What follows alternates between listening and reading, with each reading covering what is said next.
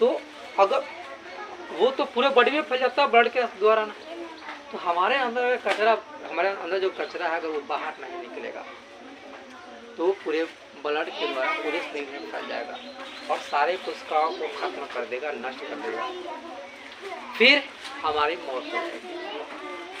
अगर kidney fail हो गया तो समझना कि मौत तय है। लेकिन मौत ना हो इसलिए किडनी ट्रांसप्लांट की भी व्यवस्था है, नहीं कि दूसरा किडनी भी आपको आदमित किया जा सकता है। और दूसरी बात, अगर नहीं हो तो फिर हमने जिसको बनाया है बिल्कुल किडनी की तरह काम करने वाला, वो हमारा मशीन है डायलिसिस मशीन। अपोहन, डायलिसिस कहिए, अपोहन कहिए या कृत्रिम वृक्क कहिए। कृत्रिम का मतलब क्या होता है? जिसको हमने बनाया है, जिसको मानवों ने बनाया है, वह कृत्रिम।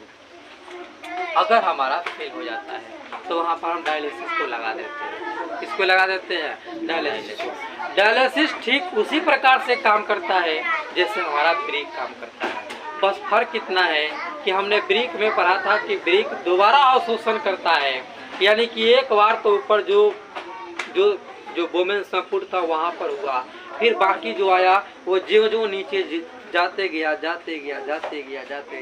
हर जगह उसका अवशोषण हुआ, यानी कि उसका पुनर्अवशोषण होता है। उसका पुनर्अवशोषण ब्रेक में होता है।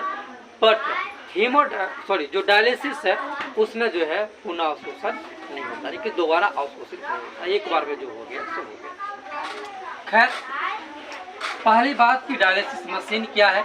तो कृत्रिम रूप से ब्रिक की तरह काम करने वाला मशीन, यानी कृत्रिम रूप से बनाया गया वह मशीन जो ब्रिक की तरह, यानी कि जो किडनी की तरह काम करता है, ठीक है, वो हमारा क्या है? डायलिसिस। क्या वो? डायलिसिस, जिसको हम लोगों ने बनाया है, वो काम बिल्कुल ब्रिक की तरह करता है, ठीक है। अच्छा, दूसरी बात, अगर डायलिसिस द्वारा ब्लड को शुद्ध किया जा रहा है, यानी कि जैसे किडनी ब्लड को शुद्ध कर रहा था, ठीक है, ठीक उसी प्रकार से डायलिसिस ब्लड को शुद्ध करता है, तो उस प्रक्रिया को हम बोलते हैं हीमोडायलिसिस। क्या कहते हैं उसको? हीमोडायलिसिस। कोई दिक्कत नहीं है, जो मशीन बना है ब्रिक की तरह काम करने वाला, उसको डायलिसिस कहते हैं। और डायलिसिस ब्लड को शुद्ध करता है, उस काम को हम कहते हैं हीमोडायलिसिस। क्या कहते हैं? हीमोडायलिसिस। क्या होती है कि हमारे अब हाथ में हो चाहे पाँव में हो, जो धमनी होता है, कोई चीज धमनी को हीमोडायलिसिस मशीन के पाइप से हम जोड़ देते हैं, जोड़ दिए, ठीक है। दूसरी बात, हीमोडायलिसिस से जोड़ दिए, अब जो ब्लड है, ठीक है, वह नाइट्रोजनी पदार्थ को लेकर के आएगा। क्या करेगा? नाइट्रोजनी पदार्थ को लेकर के आएगा। उसको सबसे पहले हम ठंडा करेंगे, ब्लड को क्या करेंगे? ठंडा करेंगे, लेकिन हाँ, इतना ठंडा नहीं करेंगे कि वो जम जाए, ठीक है, वह तरल रूप में रहे। किस रूप में रहे? तरल रूप में, अर्थात पानी की तरह नहीं हो वो, ठीक है, गाढ़ा हो। तरल का मतलब क्या होता है? तरल का मतलब हल्का गाढ़ा हो, ठीक है, बिल्कुल पानी जैसा ना हो, रखे, अब वह सीधे रास्ता ना पे चल गया, ठीक है, एकदम रास्ता ना पे जा रहा, वो पानी है, ठीक है।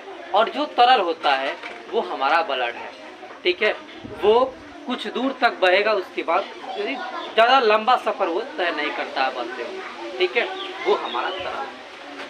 अब यहाँ पर ब्लड आया, उसको पहले क्या किया गया? ठंडा किया गया, क्योंकि हमारे शरीर में जो टेम्परेचर थोड़ा मतलब बना हुआ होता है, टेम्परेचर हमारे शरीर से आप देखना, जब शरीर से जब ब्लड निकलेगा तो हल्का गर्म होता है, ठीक है। तो सबसे पहले क्या करते हैं?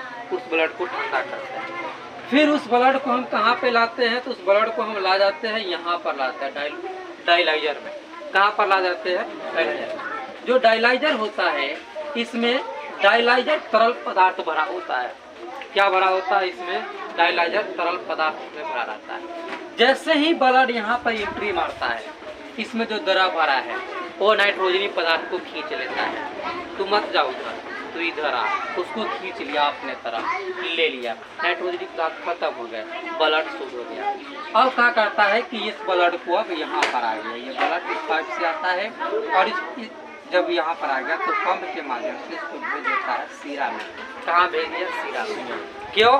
क्योंकि हमारा जो वृक्क है वो सिर्फ यूरिया, यूरिक अम्ल, ग्लूकोज वगैरह को अवशोषित किया, CO2 को अवशोषित नहीं किया। मतलब हमारे ब्लड में अभी CO2 है। अब ये सीरा जो है लेकर के कहाँ जाएगा? तो महासीरा को देगा, और महासीरा जो है वो फेफड़ा को देगा, फिर वहाँ का ब्लड हो जाएगा। ठीक है, तो ये हमारा डायलिसिस मशीन है। ये हमारा क्या है? Dialysis machine. जो डायलाइजर है या टंकी की तरह होता है। जो डायलाइजर है वह टंकी की तरह होता है। ठीक है, डायलाइजर में डायलाइजर तरल पदार्थ भरा होता है। इसमें तरल पदार्थ ऐसा भरा होता है जो नाइट्रोजनी पदार्थ को खींचे। ठीक है, और उसका नाम रख दिया डायलाइजर के आधार पर डायलाइजर फ्लूइड। क्या नाम रखा? Dialyser fluid. वो क्या करता है? तो नाइट्रोजनी पदार्थ को अवशोषित करता है। तो ये था हमारा डायलिसिस मशीन। दूसरी बात, अगर हम देखते हैं पादपों में।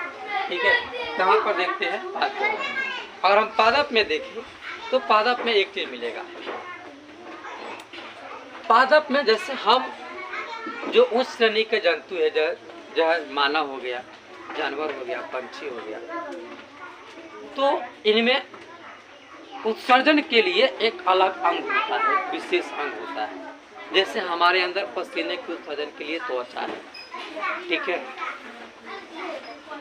CO2 के उत्सर्जन के लिए हमारा जो है फेफड़ा है, जो CO2 को बाहर निकाल देता है।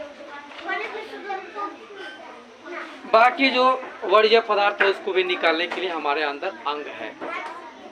ठीक है, वो है। लेकिन पौधों में कोई विशेष अंग नहीं होता है, उसमें कोई खास अंग नहीं होता है। जैसे पौधों के पत्तों में स्टोमाटा पाया जाता है कि रंध्र पाया जाता है, तो वहाँ से क्या होगा? CO2 निकल जाएगा, और जल का जो वाष्प बना, जो वाष्पित हुआ जल, वो भी उस रंध्र के द्वारा बाहर निकल जाएगा। निकल गया।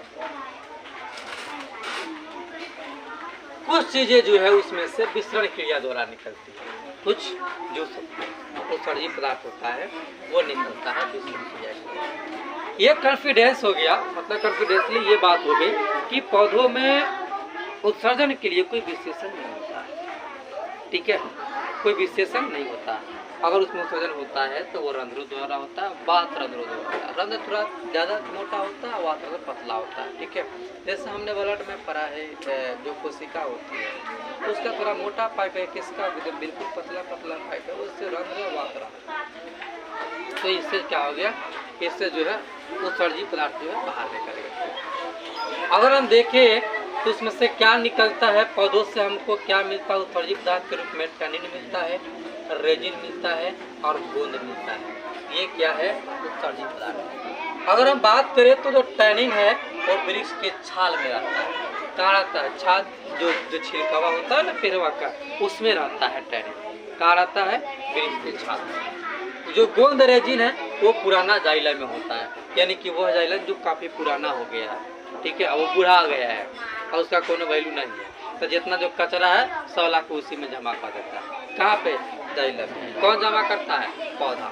ठीक है, लेटेक्स जो होता है, लेटेक्स अक्सर हम जब पीपल को काटते हैं, ठीक है, या हमारे यहाँ गुलर का पेड़ होता है उसको आप काटो। ठीक है, तो इन पेड़ों को जब काटोगे तो दूध निकलती है, दूध की तरह निकलता है। दूध तो होता नहीं है, वो दूध की तरह गाढ़ा होता है और उजला होता है। ठीक है, वही लेटेक्स होता है। तो क्या होता है? लेटेक्स है।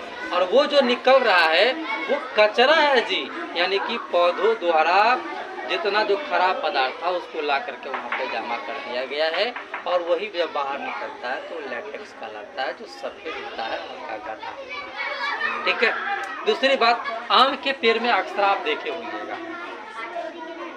चिपचिपा पदार्थ का निकलते हैं। ठीक है, लस्सा नहीं, वो आम के पेड़ का उत्सर्जित पदार्थ है। ठीक है, वो क्या है? आम के पेड़ का उत्सर्जित पदार्थ। यहाँ तक कोई दिक्कत नहीं है। अब एक चीज याद रखिएगा कि जो गोंद होता है वो बबूल के पेड़ का उत्सर्जित पदार्थ है। ठीक है, बबूल के पेड़ से हमें कौन सा उत्सर्जित पदार्थ प्राप्त होता है? तो वो है गोंद। अगर हम बात करें रेजिन का तो चीड़ के पेड़ से प्राप्त होता है। किस पेड़ से प्राप्त होगा? चीड़ के पेड़ से, जो पहाड़ी इलाका का जाता है। ठीक है। अब बबूल तो हमारे यहाँ भी लगे होते हैं, तो बबूल से गोंद मिल गया, और जो चीड़ का पेड़ है उससे क्या मिलता है? रेजिन मिलता है। ये कोई दिक्कत नहीं है।